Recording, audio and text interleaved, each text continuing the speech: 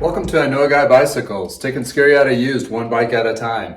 This is number 18 of the top 20 checklist that I have when you're looking for a used bike. This one we're going to be covering over cleaning and wiping down the bike. It's always a good idea to have a rag with you and some cleaning fluid like 409, Windex, or even water if you have it. You know, you can take a bottle of water and put it on there and wipe it off, just as long as you have a rag. What I use to do my first initial cleaning on bike frames, I use Purple Power. You can get out to any Walmart or on Amazon. I dilute it about a quarter of the purple powder or Purple Power and the rest of it water, which actually has a good breaking down, but you want to use gloves when you use this stuff and not inhale it. It's not really all that great for you because it is pretty strong and concentrated. Other things you could use, I mean, in the bike industry, there's bike cleaners, degreasers, and all those kinds of things. If you want to purchase into that, if you're just sort of looking more of a budget type thing, Purple Powers, or Simple Green in the spray bottle. I use Simple Green in my sauna cleaner, so you can use a Simple Green too. But then again, if you have just something out, you know, around home, 409, Windex, whatever, you just want to be able to clean the areas of those bikes that are covered with dirt to make sure the frame is intact and there's nothing hidden underneath that dirt.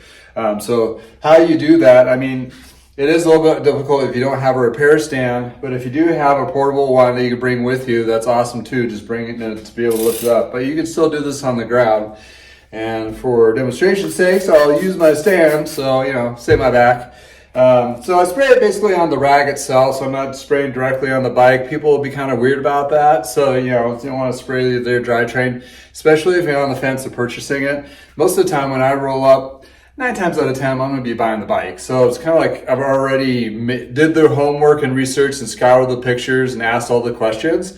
But when I show up, it's always good. I did fumigate myself to wipe it down. So this particular frame, it has some, you know, dirty areas. You don't have to like completely clean their bike, but you want to get like the areas where there might be kicked up or might be questionable, that kind of thing. So you just kind of get in there and just look it over. This gets the idea. Just like go over the whole frame, you know, it's like each part of it. And you can go slow and kind of inspect and look at it and go through. And on this one, there is damage on the frame. This is my trainer bike. It's only going on a trainer, so I go anywhere else. So I built this up. And I know on the inside here, you know, I can feel. Also, the rag too is a great catcher. So it'll catch anything that's like fibers are sticking out for carbon fiber, it catches on the rag, or burrs on aluminum or steel will do the same thing. So you can kind of, it's no longer smooth and you feel that rough spot. You're like, oh, let me take a look at that. So, you know, you're just going through the whole frame and go through both sides. And there's also, you know, inspect the fork as well and around where the headset is underneath. If you have the opportunity to flip the bike upside down, and kind of check underneath as well, because underneath where some is, that's where you can get sneaky stuff, where you can't really find until afterwards. In addition to the original owners may not know that's any kind of damage underneath. And pretty much every bike I buy, even though it's really clean to look at, you flip it over, then you find some dirty spots. And that gives you the opportunity to, you know, to check for the serial number, make sure there's no damage underneath, check under the top tube here. This gets kind of scarred and so forth, for some bike racks clamp onto here, or some people use their bike stands to clamp on top of the frame here. That's a no-no. You're not supposed to do that. The bike is only clamped at the actual seat post. Because it's a lot more sturdier and supportive. This material through here on aluminum and carbon, all that gets pretty thin sometimes. And if you clamp down on too hard of it, it'll crimp it. So you don't want that to happen. So yeah, take your rag, clean it over. And not just the frame, also the wheels. You want to go through the wheels and kind of go through each of between the spokes, and sometimes they're dirty and you're inspecting. What are you looking for? This bike, it's, you know, has its own little damage, but on the rear wheel, on this particular one, there's some scarring here, has a big ding, So when you wipe this off of the dirt, then you'll see, that's the kind of thing you're looking for.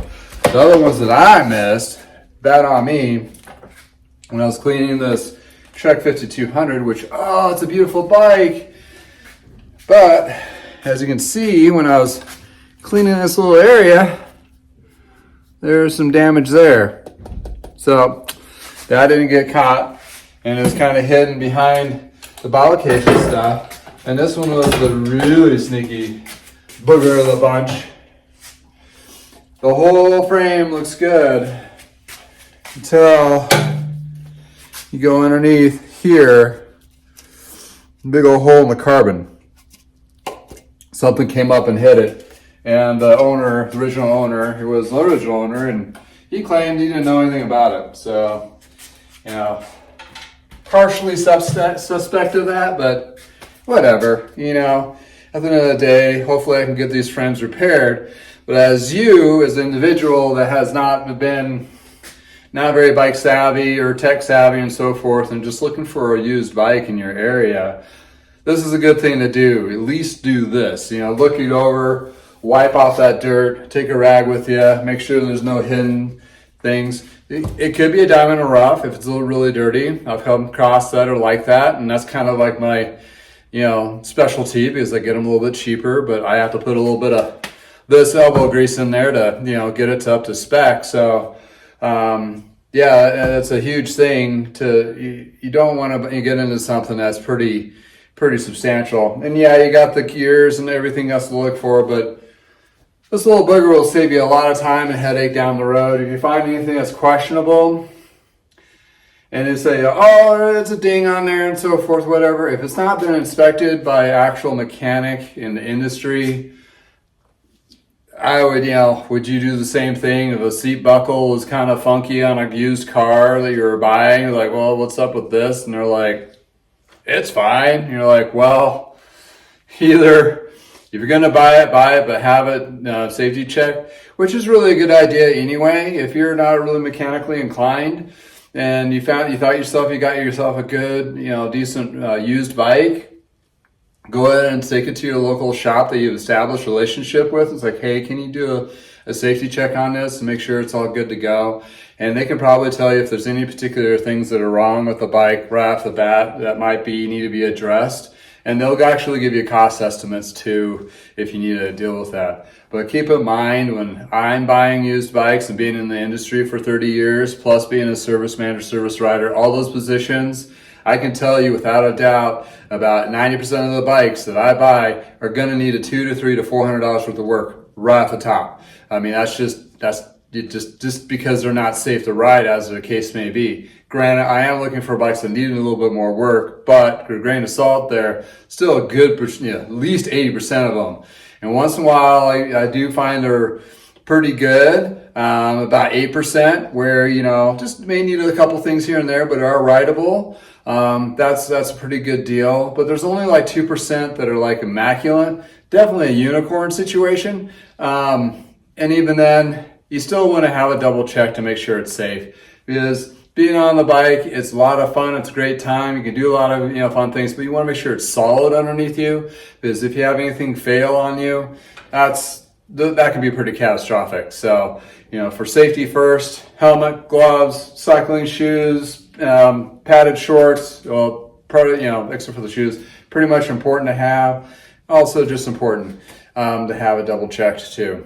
Keep that in mind when you're purchasing too. If you have a budget of $1,000, I'll be looking at more of the $700, knowing that you're going to have to put some money into it to make sure it's safe, rideable, and fine-tuned to have the best experience possible out of the gate. So if you like videos like this, please subscribe. If you have any questions or anything you want to add to it, throw some down on the comments. It's great. I read those and I actually reply to pretty much all of them I can. So thank you for your time today. Again, from the garage. Have a wonderful day.